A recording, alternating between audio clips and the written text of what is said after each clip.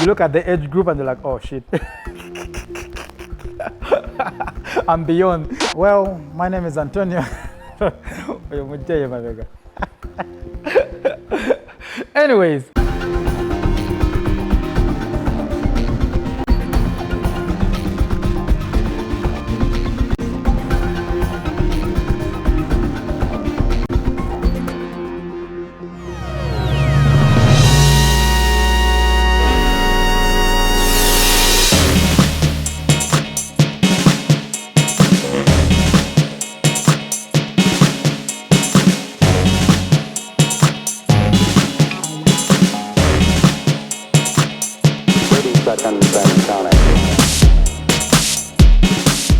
My name is Antonio Bukhar, Sebuma, and I'm a performing artist, majorly a dancer who does so much. Starting into dance, I would say it was not a different story from any kid born in the 80s, like Michael Jackson was the thing on TV. When it comes to the styles of dance, I love fusion a lot, and with fusion I'm more into the urban styles, so that is dancehall, hip-hop, breaking, but of course, having been in a contemporary dance company for several years, also that has a lot of influence, especially in the theatrical mindset.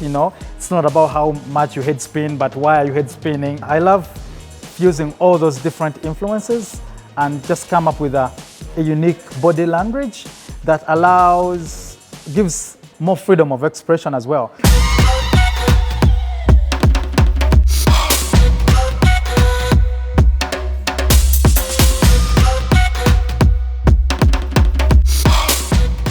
My choreography style is really influenced by a lot of what I've gone through in my journey. The pillars that I have is performer, of course, on stage.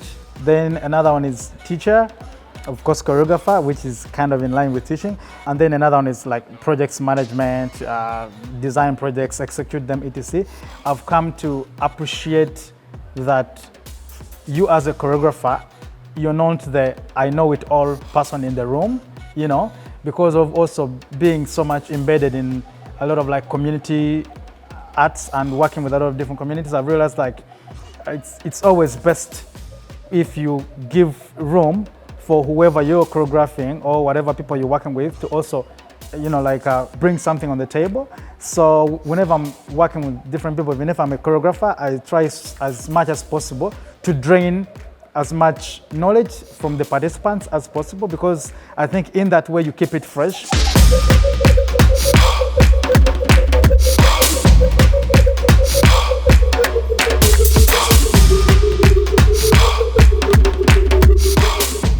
Teaching is one of my strongest pillars, and that mostly comes with the idea of the pedagogy that I use, that like it's not all how you do it, but how you feel doing it. And that has given so much room for people who usually don't see themselves as dancers, but opening the doors for them to also come and engage, with the art. You will have more crowds of such people that, I'm not a dancer, I probably will never be on stage, but I just love dancing. If you draw those numbers, you will have more numbers than looking out for I want professionals, I want, the master class, like from my experience of traveling, if you look at those two classes, I end up having more masses from the other people that look at dance not just as something that belongs on stage, but something that, can contribute to someone's well-being. I think I will benefit more from teaching than performing, because even in the energy sense, I think you can sustain the teaching more than the performing.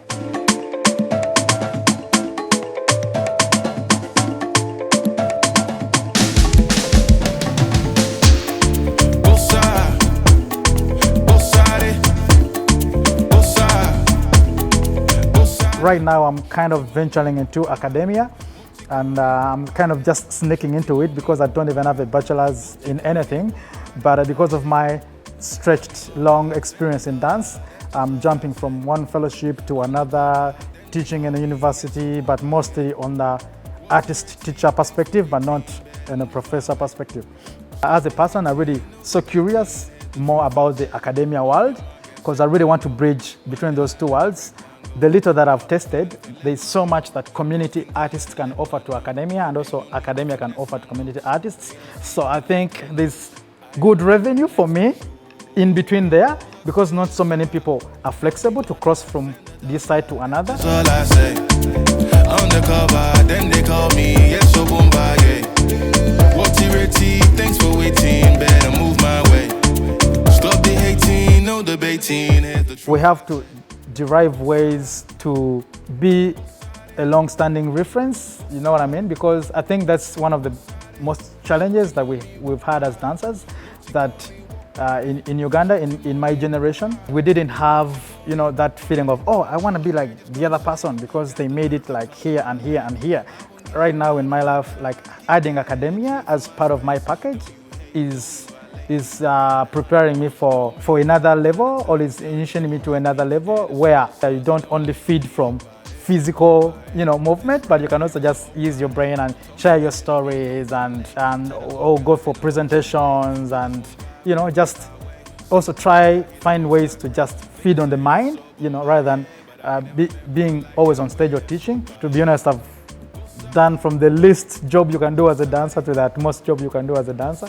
So I love that idea of, you know, the diversity and the magnitude of, you know, not being in one angle, like for example, just backing up artists, but backup artists, do promotions, do commercials, do adverts, do big productions, work with big theaters, work with different big universities. So the scope is really quite interesting, because it also gives you a lot of flexibility and understanding on how to work with people and, you know, how to connect. Yeah. Go mommy, go mommy. This new SO Afro beats. I don't understand it, but I just like it. It's making me move. I'm shaku. Hey. I'm doing all the moves, all the new ones that I see on YouTube. I'm just doing it. I can't do the Kosa, but I'm sure I tried.